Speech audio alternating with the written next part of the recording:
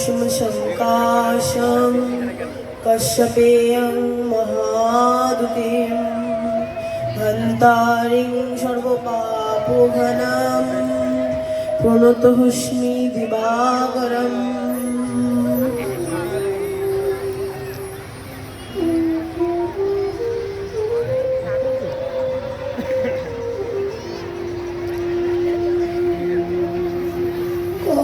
বাবু, আপনি এত সকাল সকাল স্নান করছেন কেন?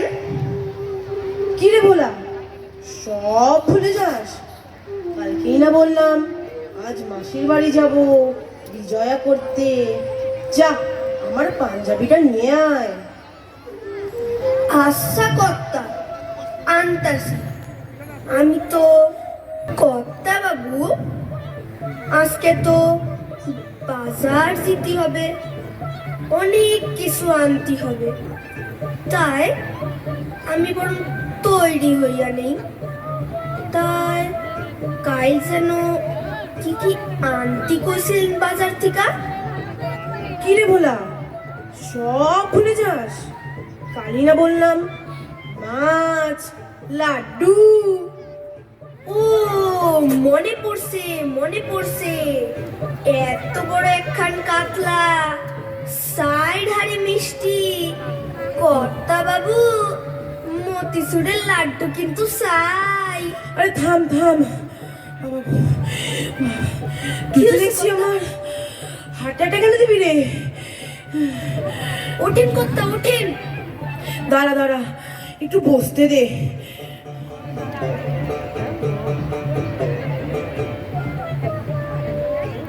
100 গ্রাম ওজনের দুটো পোনা মাছ নিবি, 2টা লাড্ডু, 25 গ্রাম বাতাসা আর 50 গ্রাম নকুল দানা। এই তো কত, মাসি এই খেয়ে শেষ করতে পারবে না। আচ্ছা কর্তা।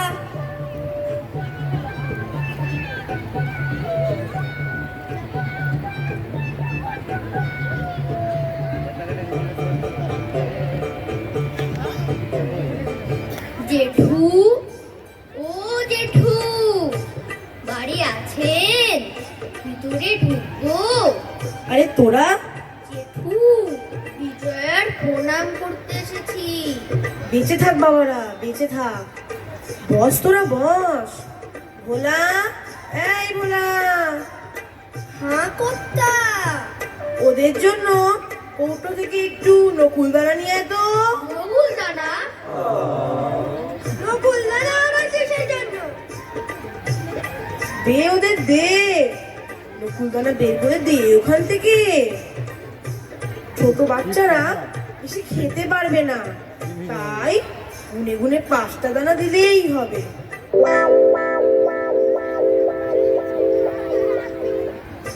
আচ্ছা কর্তা।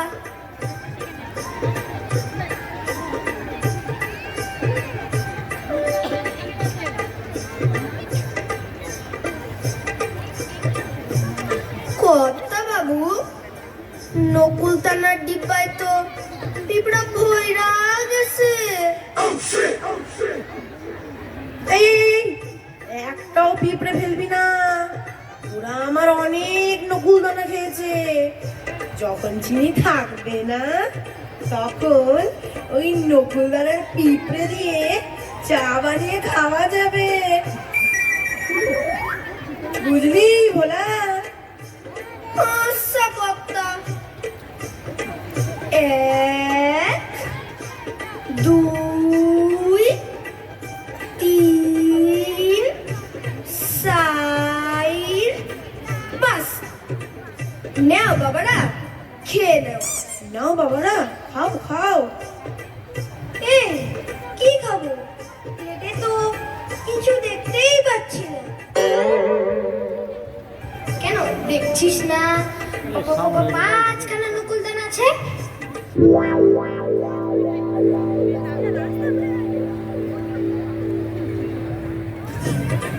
চল চল, যা দিয়েছে তাই খাই।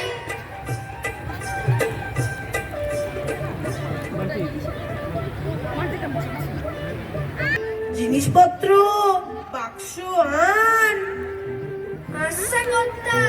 মাছ, মিষ্টির হাড়ি আন। চলেন কর্তা।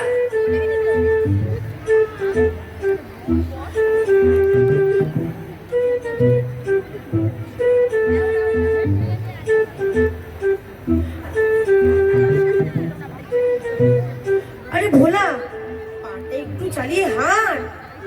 আচ্ছা কর্তা।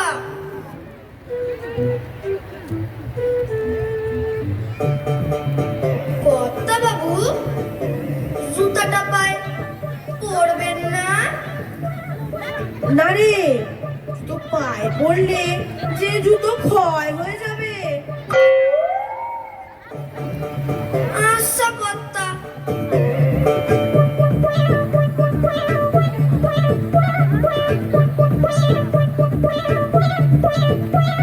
এই দেখ দেখ, হায় রে কিপটা, জুতো বগলে নিয়ে খালি পায়ে হাঁটছে।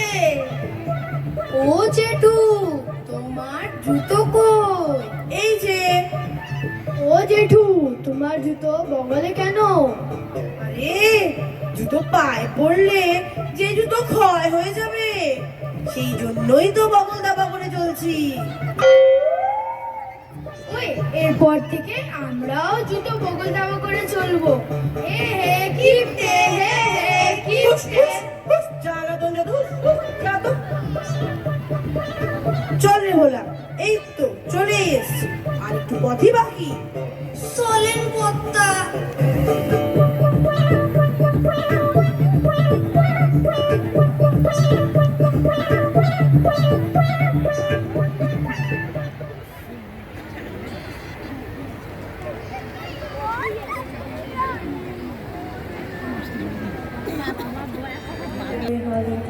মাসি, ও মাসি, মনে হইতাছে আমাগো বলবো আমরা নাইতেছে। পেন নাম মাসি। বাইসা থাক বাবা, বাইসা থাক। তা হঠাৎ কি মনে কইরা? বিজয়া করতে এসছি মাসি। ভোলা, জিনিসপত্রগুলো নামা।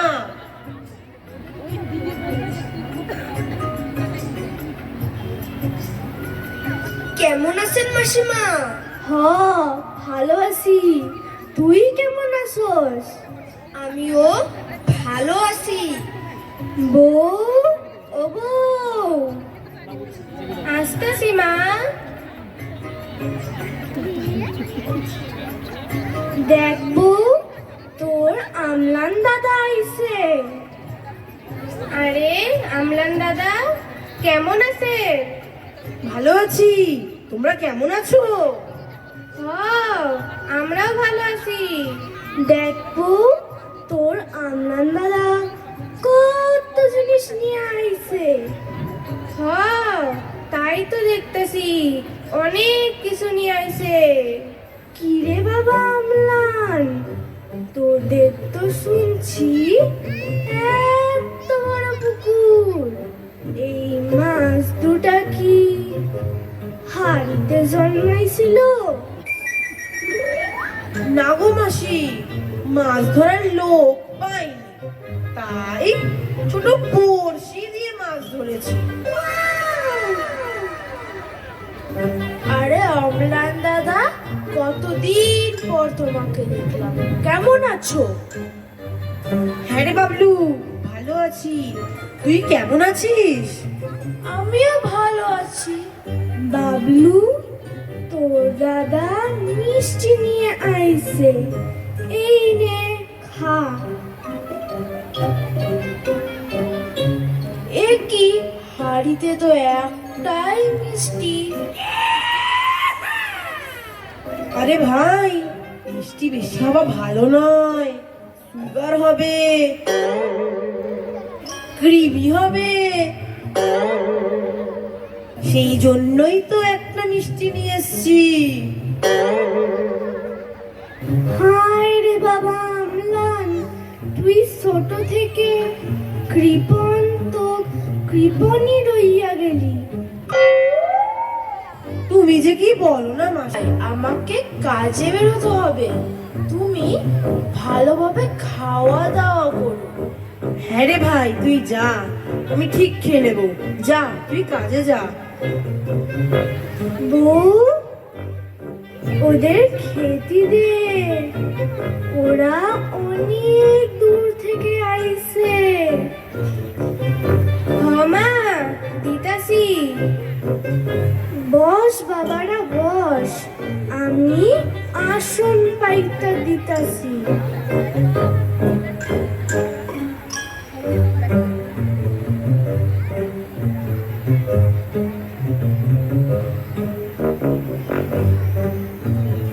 ও দাদা খাইয়া নেন, ভোলা তুইও খাইয়া নে, কিছু লাগলে আমারে কয়ে।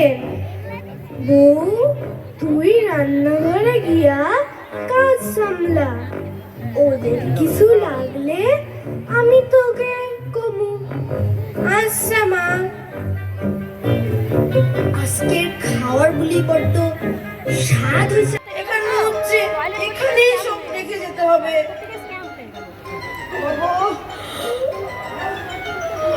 এই যে কর্তা জল।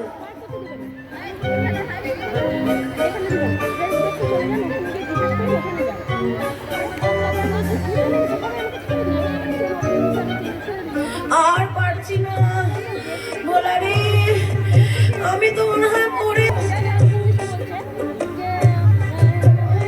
দাঁড়ান দাঁড়ান, আমি মাসিমারে ডাকতাছি। ও মাসিমা, ও মাসিমা, তাড়াতাড়ি আহেন, কর্তা বাবু কেমন জানি করতাছে।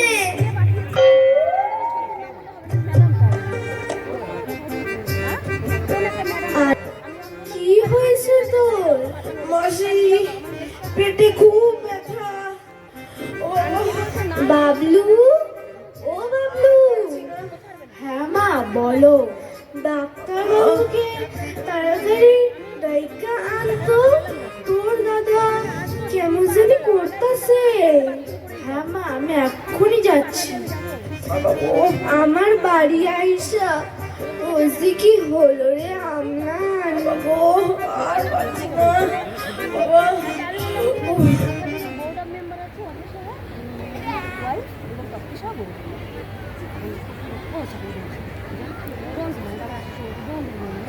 আসুন ডাক্তারবাবু, আসুন।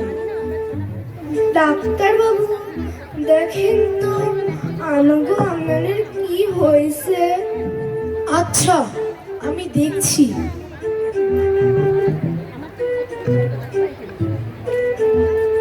আপনার পেটের অবস্থা তো ভালো দেখছি না। রাহুল, ব্যাগ থেকে প্রেসক্রিপশন প্যাডটা দেও তো। এই নিন স্যার। রাহুল, আমার কর্তারে বাসাইয়ে দেখ, আমার কর্তার যেন কিছু না হয়। এই যে প্রেসক্রিপশনে ওষুধগুলো লিখে দিচ্ছি। না না ডাক্তারবাবু না, ওষুধগুলো যত তাড়াতাড়ি সম্ভব নিয়ে এসে ওনাকে খাওয়ানো শুরু করুন, তাহলে উনি তাড়াতাড়ি সুস্থ হয়ে উঠবে। ডাক্তারবাবু, আমি কষ্ট করতে পারি, কিন্তু টাকা খরচ করে ওষুধ খেতে পারবো না। কত কষ্ট করে টাকা জমিয়েছি, তা কি শুধু ওষুধে পেছনে খরচ করার জন্য? না না, আমি ওষুধ খাবো না বাবা গো। আরে কিপটিমিটা ছাড় তো দাদা, অনেক দেরি হয়ে গেল, আমি এখন যাই, ওষুধটা নিয়ে আসি। গেল রে গেল রে, ও টাকা গেল, আমার সব গেল গেল গেল গেল, সব গেল গেল।